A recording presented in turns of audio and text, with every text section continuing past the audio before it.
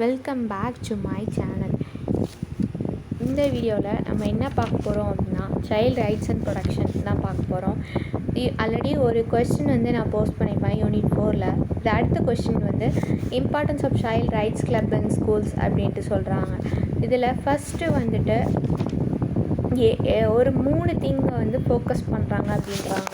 என்ன 3 திங்கை ஃபோக்கஸ் பண்ணுறாங்க அப்படின்ட்டு சொன்னீங்க அப்படின்னா வெல்பீயிங், ப்ரொடக்ஷன் அண்ட் சேஃப்கார்ட், இது 3ஐயும் ஃபோக்கஸ் பண்ணுறாங்க.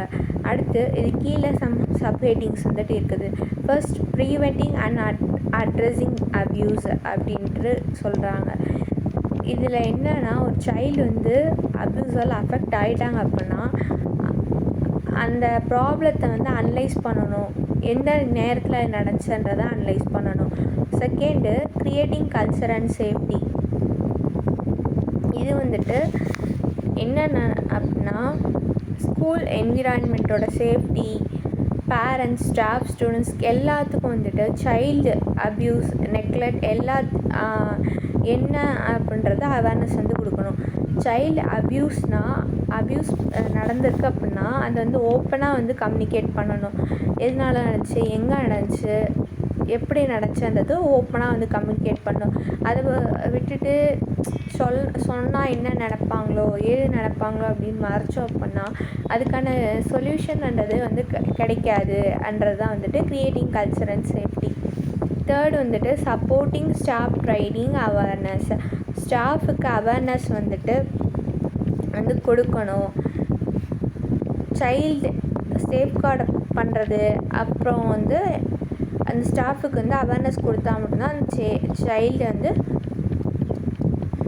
சேஃப்கார்ட் பண்ணுறதுக்கு ஸ்டாஃப்க்கு அவேர்னஸ் கொடுக்கணும். அவ்வளோதான் இந்த concept, supporting staff training awareness.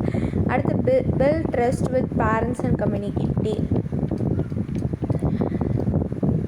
School நம்பிக்கையை பேரண்ட்ஸ்க்கு கொடுக்கணும். Not only parents involvement, institution should give training, institution training கொடுக்கணும். அதுதான் build trust with parents and community. School மேலே ஸ்டாஃப் கிட்ட பேரண்ட்ஸ்க்கு ட்ரஸ்ட் இருக்கணும். அடுத்து ப்ரொமோட்டிங் எ சைல்டு சென்டர் அப்ரோச்னால் ஒர்க் ரிலேட்டடாக கரெக்டாக அவங்களுக்கு சென்ஸ் இருக்கணும். சைல்டுக்கு என்ன ப்ராப்ளம், அதை சைல்டு பாயிண்ட் ஆஃப் வியூவில் சைல்டு பாயிண்ட் ஆஃப் வியூவில் இருந்து யோசித்து போகணும். இதான் ப்ரொமோட்டிங் அ சைல்டு சென்டர் அப்ரோச்.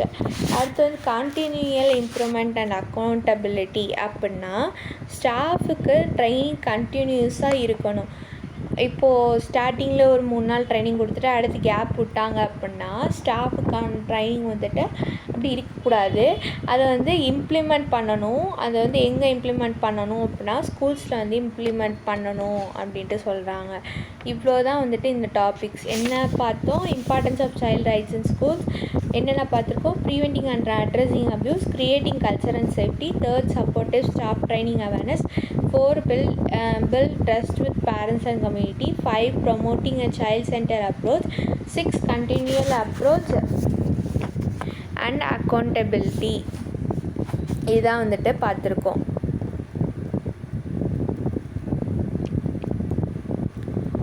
இது என்ன பேப்பர் அப்படின்னு பார்த்தீங்கன்னா சைல்டு ரைட்ஸ் அண்ட் ப்ரொடக்ஷன். அவ்வளோ